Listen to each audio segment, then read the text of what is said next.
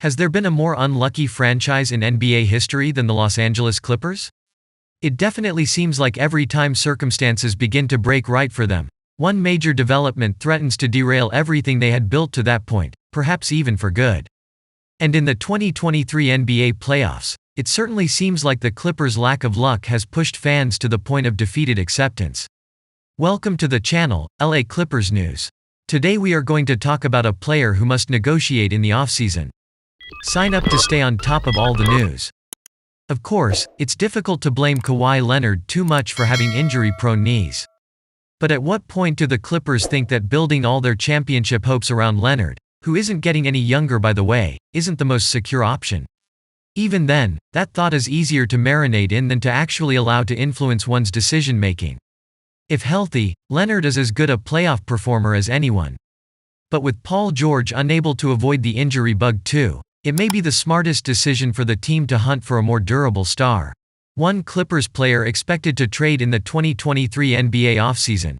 Marcus Morris Sr. It must be said that sometimes a fan base's perception of a player revolves a lot around the "what have you done for me lately" way of thinking. Coaches have a unique vision of how players perform in practice and have a specific vision they want to execute on the basketball court during big games. But for the Clippers and Marcus Morris Sr., fans could be more right than wrong in how they view the 33-year-old forward and his relationship with head coach Tyronn Lue. However, throughout the 2022 and 2023 season, it's clear that Morris is no longer the player he once was. Their stats on the surface might look similar, but the eye test is revealing. Morris's foot speed dropped considerably, he was never a good rebounder, and as a result of his overall decline in movement speed, he became a less effective isolation option. He also has a tendency to stop the ball and impede the Clippers' offensive flow.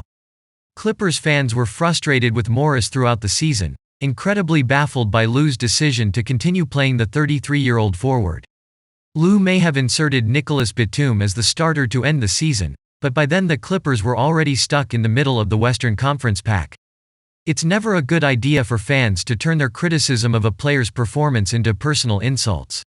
But the Clippers fan base could very well explode if LA goes into next season with Morris still on the roster. And if the Clippers are serious about their chances of re-signing Russell Westbrook anyway, Morris appears to be the most likely roster member to budge. That's it guys, many things will still happen and we'll keep an eye on all the news. Should Marcus Morris stay or leave? What is your opinion?